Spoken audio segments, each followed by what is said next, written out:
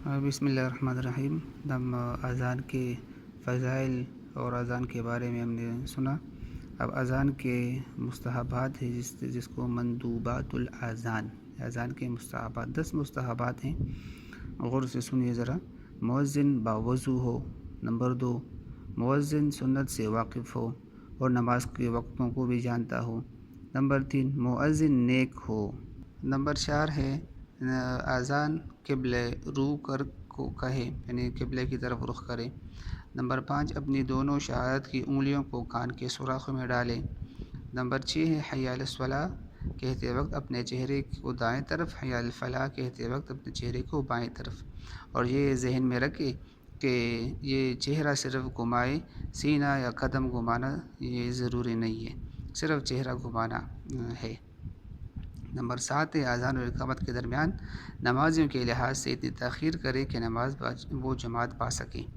Number 8 ہے مغرب میں اذان اور اقامت کے درمیان 3 چھوٹی آیتوں کے برابر یا 3 قدم آگے چلے اس کے برابر یہ پڑھے، اور اسی طرح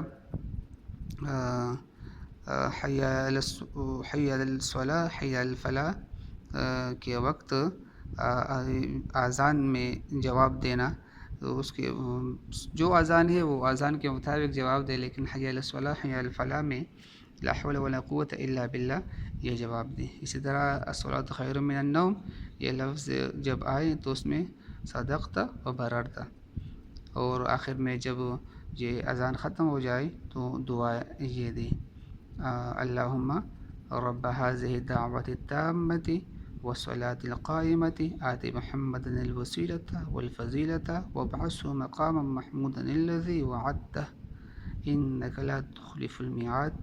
بعض روایتوں میں الفاظ زیادہ ہیں وعدہ کے بعد، تو وہ الفاظ روایت سے ثابت نہیں، لہٰذا یہاں تک یہ دعا پڑھیں۔ اب یہ مسئلہ ہے کہ مندرجہ ذیل 7 صورتوں میں اذان کا جواب نہ دینا چاہیے۔ نمبر 1 ہے نماز کی حالت میں، خطبہ سننے کی حالت میں، خواہ وہ جمعہ کا ہو یا کسی اور چیز کا، حیض و نفاس کی حالت میں عورتوں کو خاص طور پر، علم دین پڑھنے اور پڑھانے کی حالت میں، جماع یعنی بیوی کے ساتھ ہم بستری کی حالت میں، پیشاب یا پاخانے کی حالت میں یعنی باتھ روم وغیرہ میں ہو، کھانے کی حالت میں یعنی ضروری نہیں ہے۔ ہاں بعد ان چیزوں کی فراغت اگر اذان ہو رہی ہو تو زیادہ زمان نہ گزرا ہو تو وہ جواب دینا چاہیے، ورنہ نہیں۔ یہ باتیں روایت سے ماخوذ ہیں۔ اب یہاں پر ہے اذان کے مکروہات، تو 11 چیزیں مکروہ ہے اذان میں۔ نمبر 1 گانے کی طرز پر اذان دینا، بے وضو اذان دینا یا اقامت، ناپاک آدمی کا اذان دینا، غیر عاقل کا اذان دینا، پاگل کا اذان دینا، مدہوش کا اذان دینا، اسی طرح عورت کا اذان دینا، فاسق کا اذان دینا، اور اسی طرح بیٹھے ہوئے شخص کا اذان دینا، یعنی آدمی بیٹھا ہوا اذان دے رہا ہو۔ اذان اور اقامت کے درمیان مؤذن کے لیے گفتگو کرنا یہ مکروہ ہے۔ اگر مؤذن نے اذان اور اقامت کہنے کے درمیان گفتگو کر لی تو اذان کا لوٹانا مستحب ہے، اور اگر مؤذن نے اقامت کے درمیان بات کر لی تو اقامت کا اعادہ نہیں ہے۔ جمعہ کے دن شہر میں ظہر کی نماز کے لیے اذان دینا اقامت یہ بھی مکروہ ہے۔ جس کی ایک نماز سے زائد نمازیں چھوٹ جائیں تو وہ اس کو قضا کے لیے اذان دے گا، اور پہلی چھوٹ جانے والی نمازوں کی قضا کے لیے اقامت کرے گا، پھر بقیہ اس کو اختیار ہے چاہے اذان اور اقامت اس کے لیے کہے یا نہ کہے۔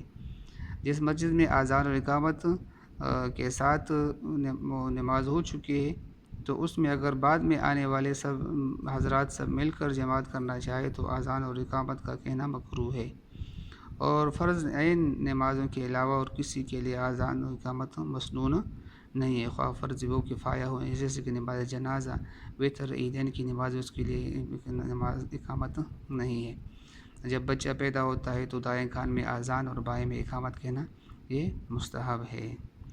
اللہ تعالیٰ ہمیں اس پر عمل کرنے کی توفیق عطا فرمائے، اور کسی نے چینل کو سبسکرائب نہیں کیا تو سبسکرائب کریں۔ وآخر دعوانا الحمد للہ رب العالمین۔